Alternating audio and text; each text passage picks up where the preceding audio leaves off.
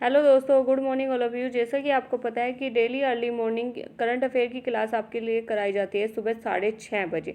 तो जल्दी से आ जाइए, जो कि आपके किसी भी वनडे एग्जाम के लिए बहुत ज़्यादा मोस्ट इंपॉर्टेंट होने वाली है आपकी करंट अफेयर की क्लास। तो चलिए देखते हैं पहला क्वेश्चन। तो पहला क्वेश्चन देखते हैं हम कि हाल ही में हाइपरसोनिक तकनीक विकसित करने वाला सफलतापूर्वक परीक्षण करने के बाद भारत विश्व का कौन सा देश बन गया है। तो दोस्तों ये बना है चौथा देश बना है आपका भारत। तो ये आपको याद रखना है। और ये जो परीक्षण है ये डीआरडीओ के अंतर्गत कराया गया है। तो डीआरडीओ ने इसके अंतर्गत कराया गया है। अगर हम बात करें डीआरडीओ की स्थापना की, तो वो हुई थी आपकी 1958 में। तो 1958 में इसकी स्थापना हुई थी। अगर हेडक्वार्टर की बात करें तो इसका जो हेडक्वार्टर है दोस्तों वो है आपका डीआरडीओ का नई दिल्ली में। तो नई दिल्ली में इसका आपका हेडक्वार्टर है। और अगर इसकी अध्यक्ष की बात करें हम, तो अध्यक्ष है सतीश रेड्डी।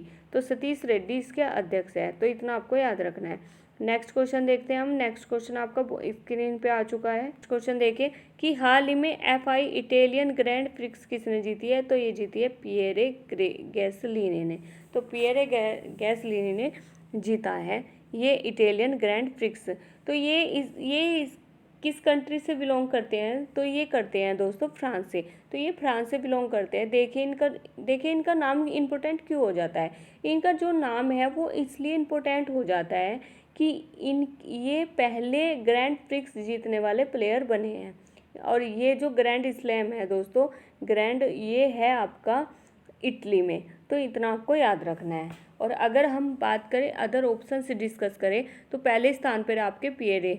तो पिएरे ये आपके पहले स्थान पर बन जाते हैं। अगर हम बात करें कोलोसस सेंजी की, तो ये आपके नंबर दो स्थान पर बन जाते हैं। लॉस स्ट्रोंग की बात करें तो ये आपके नंबर 3 पे पोजीशन पे आते हैं, जो कि कनाडा से बिलोंग करते हैं। लुइस हैमिल्टन आपके दोस्तों ये आपके स्पेन से हैं और ये 7वें नंबर पर रहे हैं। तो इतना आपको याद रखना है। अगला क्वेश्चन देखते हैं। अगला क्वेश्चन स्क्रीन पर आ चुका है कि हाल ही में फुटबॉल परीक्षण ये जो ऐप परीक्षण ऐप एन जोगो किसने लॉन्च किया है। तो दोस्तों ये किया है किरण रिजिजू ने। तो किरण रिजिजू ने ये लॉन्च किया है। तो ये है कौन। ये जो प्रेजेंट टाइम में हमारे जो खेल मंत्री है और इन्होंने इस एप्लीकेशन को लॉन्च किया है। क्योंकि देखिए जो युवा फुटबॉलर हैं उन्हें ऑनलाइन ट्रेनिंग देने के लिए इस एप्लीकेशन को शुरू किया गया है, जो कि आपको याद रखनी है। अगर हम बात करें इनकी क्या, ये है डॉक्टर हर्षवर्धन। तो इन्होंने अभी मौसम एप्लीकेशन लॉन्च किया था अभी हाल ही में। तो इन्होंने एक मौसम एप्लीकेशन लॉन्च किया था। रमेश पोखरियाल, तो इन्हें इंग्लिश प्रो लॉन्च किया था। इंग्लिश प्रो नामक एक ऐप लॉन्च किया था। अगर हम बात करें नरेंद्र सिंह तोमर, तो इन्होंने पीएम के ऐप लॉन्च किया था। तो इतना आपको याद रखना है। नेक्स्ट क्वेश्चन देखते हैं हम। नेक्स्ट क्वेश्चन, हाल ही में किस राज्य सरकार ने स्वयं योजना को फिर से शुरू किया है। तो ये जो स्वयं योजना को फिर से किया गया है ये किया है असम गवर्नमेंट ने। तो देखिए क्योंकि ये क्यों शुरू की गई है, ये क्यों दोबारा से शुरू की गई है। तो देखिए असम के 2 लाख युवाओं को रोजगार प्रदान करने के लिए इस योजना की शुरुआत फिर से कर दी गई है। अगर हम बात करें असम की कैपिटल की, तो असम की जो कैपिटल है वो है आपकी दिसपुर। तो दिसपुर आपकी असम की कैपिटल है। अगर हम बात करें वहाँ के मुख्यमंत्री, तो मुख्यमंत्री है सर्बानंद सोनोवाल, जो कि अगर राज्यपाल की बात करें तो राज्यपाल है वहाँ के जगदीश मुखी। और गुवाहाटी जो असम में ही है, यहाँ पर खेलो इंडिया, ये भी इम्पोर्टेंट हो जाता है, खेलो इंडिया का 3रा एडिशन भी शुरू किया गया था। और असम गवर्नमेंट के सबसे बड़ी जो योजना है वो मैंने आपको बताई भी थी, अरुणोदय योजना। ये असम गवर्नमेंट की सबसे बड़ी योजना है, जिसमें राज्य के लगभग 1730 गरीब परिवारों को 830 रुपये प्रति महीना प्रोवाइड करवाएगी असम गवर्नमेंट। तो ये भी आपको याद रखना है। तो दोस्तों ये क्वेश्चन बहुत ज़्यादा मोस्ट इम्पोर्टेंट हो जाता है। अगला क्वेश्चन देखते हैं हम। अगला क्वेश्चन भी आपका है, बहुत अच्छा क्वेश्चन है कि हाल ही में society of Indian automobile manufacturers के नए अध्यक्ष कौन बने हैं।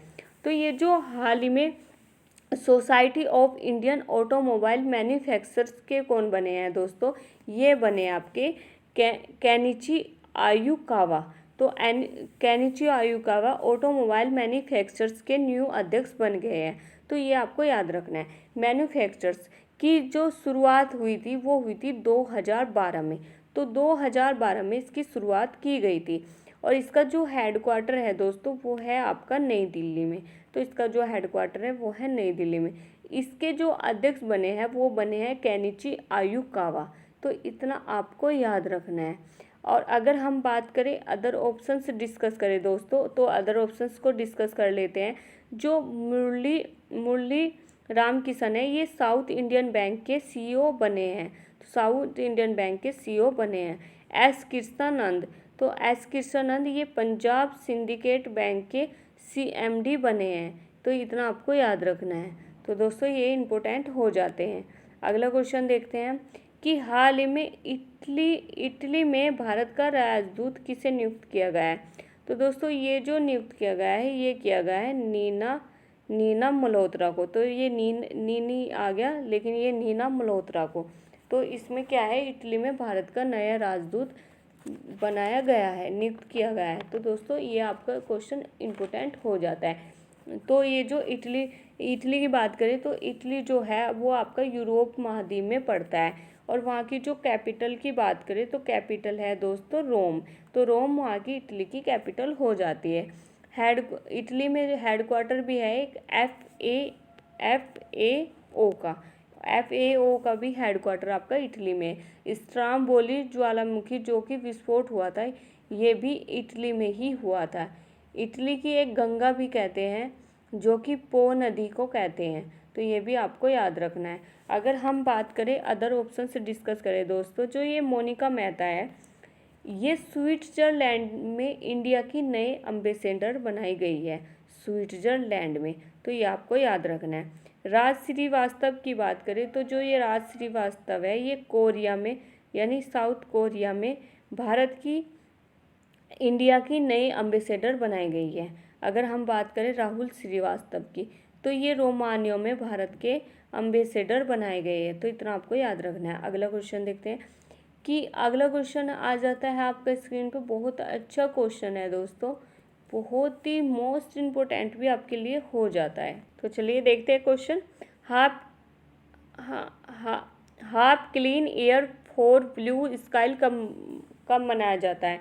तो ये जो half clean air blue skies है ये मनाया गया है दोस्तों अभी हाल ही में 7 सितंबर को। तो 7 सितंबर को इसको मनाया गया है। यहाँ पे 5 की जगह आप 7 कर लेना। 7 सितंबर को ये मनाया गया है, स्काईज कब मनाया गया है। तो इसके बारे में जान लेते हैं थोड़ा सा।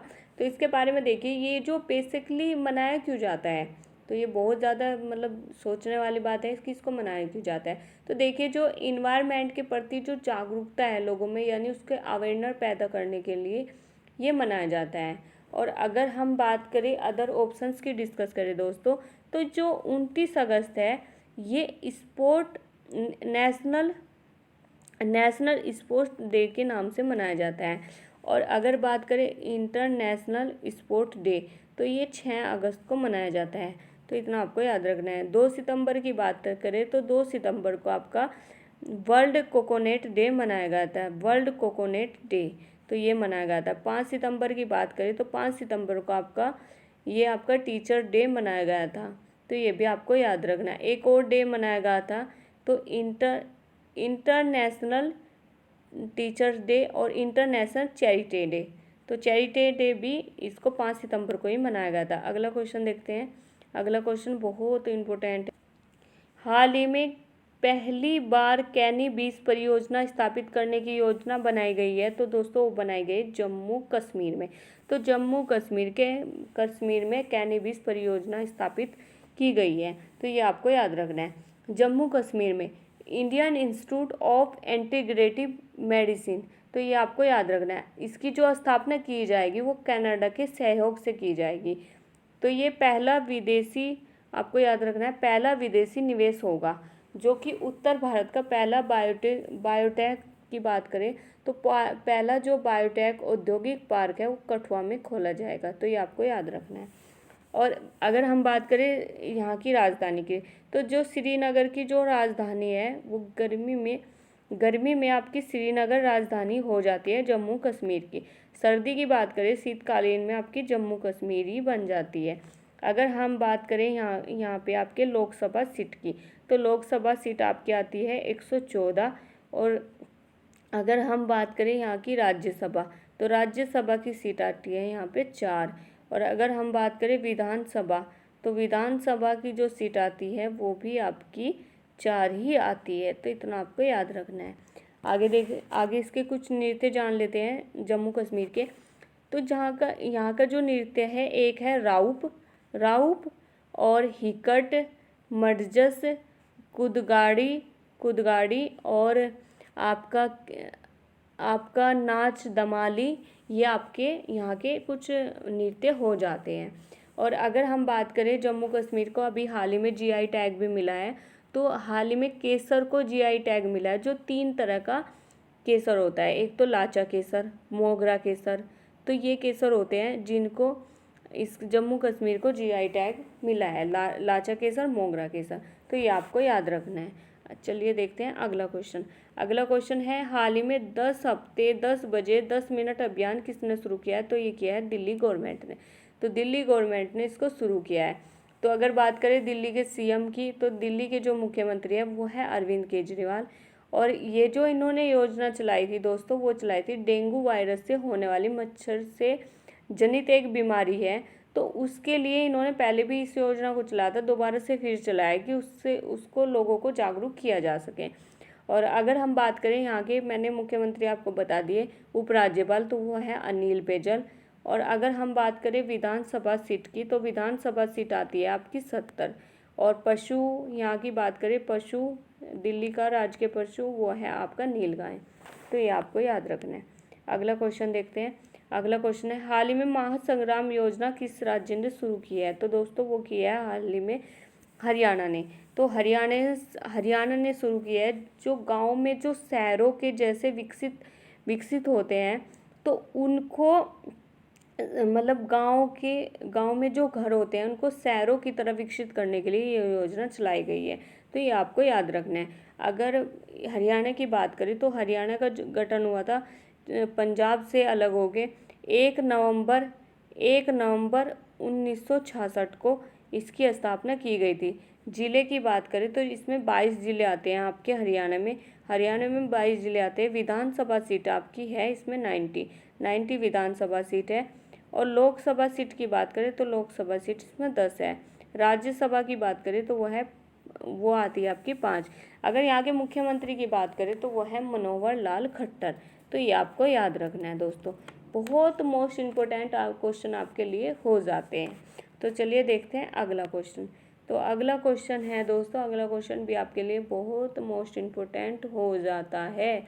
इतना इम्पोर्टेंट क्वेश्चन हो जाता है कि आप सोच भी नहीं सकते, आपके एग्जाम में टिट्टो मिल सकता। तो कुछ चीज़ें ऐसी होती हैं कि मतलब आदमी ना डिमोटिवेशन हो जाता है। तो डिमोटिवेट नहीं होना चाहिए, हमेशा मोटिवेशन होना चाहिए।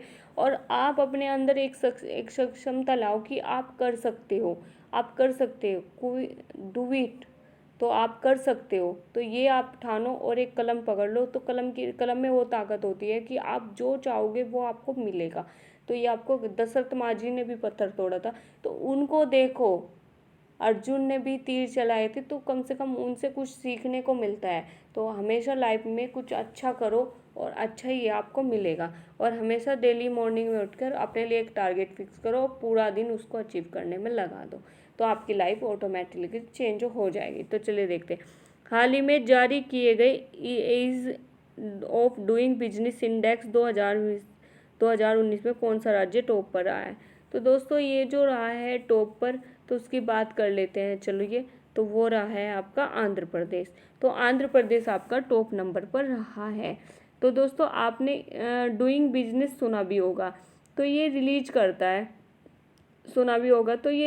करता है, डूइंग बिजनेस 2019 में जो अपना देश है, वो अपना देश जो भारत है, वो 63वीं पोजीशन पर रहा है, टॉप पर रहा है। और अगर हम बात करें आपके इसकी अदर ऑप्शंस की, तो आपका जो यूपी है वो मनरेगा में सबसे ज़्यादा रोजगार देने वाला राज्य बन गया है, तो ये आपको याद रखना है। मध्य प्रदेश की बात करें तो मध्य प्रदेश आपका नारा सिक्योर राज्य बन गया है, तो ये आपको याद रखना है। तो दोस्तों यही आपके टॉप राज्य हो जाते हैं, तो ये आपको याद रखना है। चलिए देखते हैं अगला क्वेश्चन। तो अगला क्वेश्चन है आपका, बहुत मोस्ट इम्पोर्टेंट क्वेश्चन है ये भी आपके लिए दोस्तों, कि हाल ही में जारी किए गए the state of young chilled of report में कौन सा राज्य टॉप पर रहा है। तो दोस्तों ये जो रहा है वो रहा है आपका त्रिपुरा। तो त्रिपुरा रहा है जो कि रानी अनानास के लिए भी प्रसिद्ध है, तो ये आपको याद रखना है। तो टॉप पर केरल स्कूल एजुकेशन में भी, सॉरी दोस्तों, इसमें जो आपका ऑप्शंस होगा वो होगा आपका केरल, सॉरी मैंने गलत पढ़ लिया, तो केरल आपका टॉप पर होगा। केरल स्कूल एजुकेशन में भी यह टॉप पर आया है, और हेल्थ दोनों ही शुरू की जाती है नीति आयोग द्वारा। और अगर हम बात करें आपके तमिलनाडु, तो तमिलनाडु आपके गुड गवर्नेंस के नाम पर टॉप पर रहा है। गुड गवर्नेंस का नाम सुना होगा आपने, तो उस पर ये टॉप पर रहा है, तो ये आपको याद रखना है। और तमिलनाडु पीएम मुद्रा योजना के तहत सबसे ज़्यादा लोन देने वाला राज्य भी बन गया है। तो दोस्तों आज का क्वेश्चन देखते हैं, क्वेश्चन ऑफ द डे। तो ये लास्ट क्वेश्चन है जिसका आपको आंसर मुझे कमेंट बॉक्स में बताना है। तो चलिए देखते हैं। हाल ही में वोडाफोन एज आइडिया ने अपने एकीकृत ब्रांड की घोषणा की है। तो दोस्तों ये किस में की है, तो ये क्वेश्चन आपको मुझे कमेंट बॉक्स में मेंशन करके बताना है। और दोस्तों आपको प्लीज़ वीडियो को लाइक और शेयर सब्सक्राइब करना तो बिल्कुल भी मत भूलना, और ज़्यादा से ज़्यादा शेयर करना, ताकि हमें भी मोटिवेशन मिले आपके लिए कुछ और बेहतर करने का। तो चलिए आज की वीडियो यही समाप्त करते हैं। तो थैंक यू सो मच।